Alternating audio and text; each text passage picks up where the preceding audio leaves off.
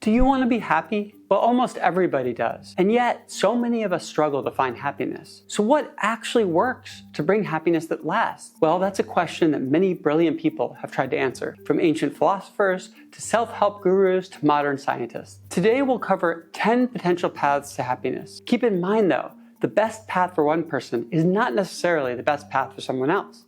So I recommend asking yourself throughout this video, which path to happiness do you think is the right one for you? Path 1, the self-help ethos. While self-help books certainly don't all agree with each other, many of them share a common philosophy. They tell us that happiness is attainable and that there's a simple recipe for happiness that most people don't follow. To take this path, you have to change. As they like to say, if you do what you've always done, you'll get what you've always gotten. To transform your life, self-help books say that you should set audacious goals, focus on what you want, not the bad things you don't want, take responsibility for your life, which involves taking action, wake up early and exercise, meditate daily to calm and focus your mind, test your limits with cold plunges, hot cold walks, or extreme exercise, repeat affirmations like, I am powerful, or I will not give up on my dreams, overcome each setback that life throws at you, and keep striving until you eventually achieve your dreams. Self-help authors claim there's a simple road to happiness, but a major problem that self-help faces is a lack of scientific rigor. Perhaps science provides us a better way to be happy.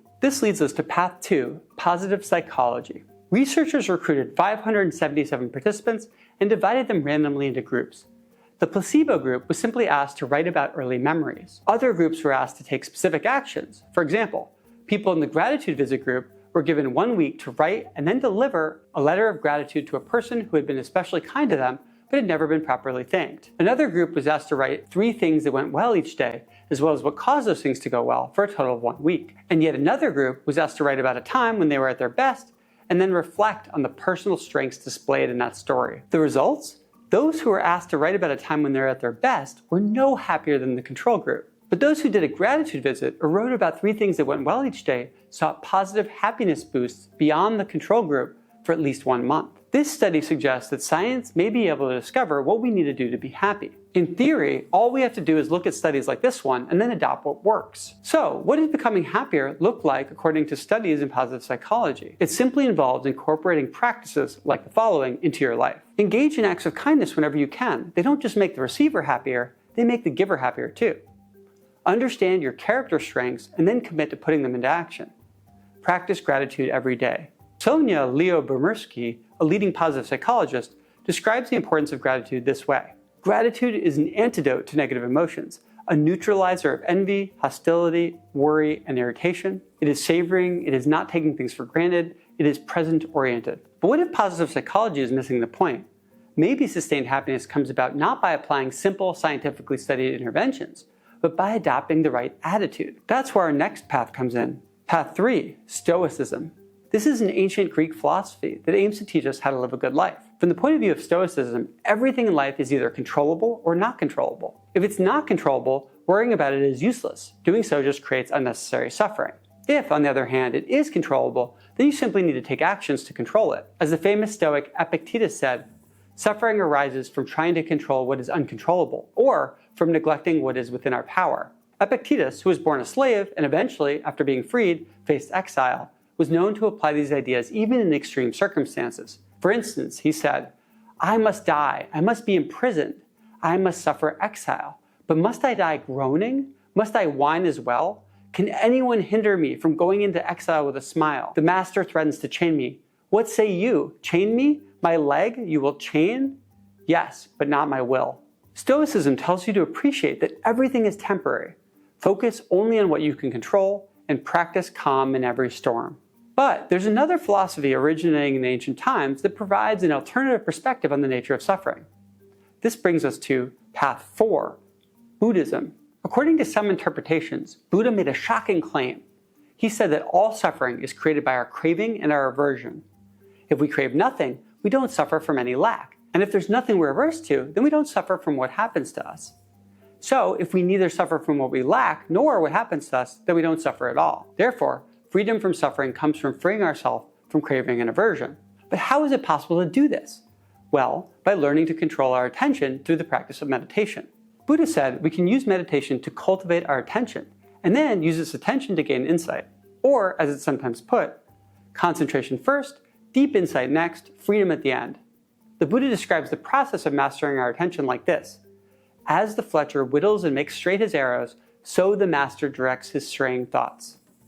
But could it be that Buddha made things more esoteric than they needed to be? Maybe happiness is simple, which brings us to the next path. Path 5, common sense. Perhaps James Madison was right when he quipped, "Philosophy is just common sense with big words." So, what do you need to do to be happy? Just do the obvious things. Sleep 8 hours, eat healthy food, exercise regularly, spend time outdoors, find a job you like, and earn enough money to get by. Make friends, go on dates till you fall in love, and get a dog or a cat. Maybe we're overcomplicating everything. Maybe happiness is simple. Or it could be that society figured out what happiness is, only to begin to forget it. Maybe modern common sense isn't what we need. This brings us to path 6, the traditional path. Is it possible that modern ideas have made happiness harder, not easier? Maybe the traditional path is traditional because it actually works. What then is the happy life? It's working hard and earning an honest living, getting married, raising children and watching them grow, being part of a community, practicing your family's religion or spiritual practices, and living a stable, simple, balanced life that your grandparents and even your great-grandparents would be proud of. Edmund Burke warned, "The great error of our nature is not knowing where to stop, not to be satisfied with any reasonable acquirement, but to lose all we have gained by an insatiable pursuit after more." The key question here is whether the traditional life is right for you. This leads us to the next path, path 7, introspection. Maybe the path to happiness is unique to the individual. So, to be happy, we first must understand ourselves. Use therapy, journaling, perhaps even psychedelics to explore your own mind. Understand your trauma and unlock your values. Doing so will finally enable you to live authentically. Carl Jung noted, "Your visions will become clear only when you can look into your own heart. Who looks outside dreams, who looks inside awakes." Perhaps self-knowledge is the road to well-being. Or maybe the path is the same for everyone. Maybe we just need to pursue happiness directly. This leads us to our next path. Path 8, hedonism. Hedonism reminds us that we just have one life to live. This is our only opportunity, so why not squeeze out every drop of pleasure? Forget about high-minded ideals, just get as much joy as you can, as fast as you can. Bobby McFerrin sings, "Don't worry, be happy." Just do what makes you feel good, whether that's dancing, traveling, having sex, or fine cuisine. Ignore the people who try to bog you down with obligations or who bring down your mood. Just have fun now while you still can. Maybe happiness is a paradox, attained not by trying to seek it for yourself, but by trying to seek it for others. This leads us to our next path. Path 9, altruism. Serving others may be the best way to give life true meaning, which is the kind of happiness that really counts. Nelson Henderson suggested the true meaning of life is to plant trees under whose shade you do not expect to sit. Give money to those who need it. Volunteer. Choose a career that has an impact. Be there for your friends and family whenever they need help. Make meaning by making impact. But some think that the altruism path goes too far. Maybe the solution is not to focus exclusively on others, but to see ourselves as part of a larger whole. This leads us to the 10th and final path. Path 10, community and relationships. What if happiness is a team sport? Mariam Kaba argues, everything worthwhile is done with others. Maybe the only way humans can be truly, deeply happy is through our social connections. Happiness then comes from investing in friendship, getting to know your neighbors, bonding with your family, becoming part of a community, and doing projects with others. We've covered a lot. So now, thinking back, which path to happiness do you think is most likely to work for you? Is it the self-help ethos, positive psychology, Stoicism, Buddhism, common sense, the traditional path, introspection, hedonism, altruism, or community and relationships? Let me know in the comments what you think.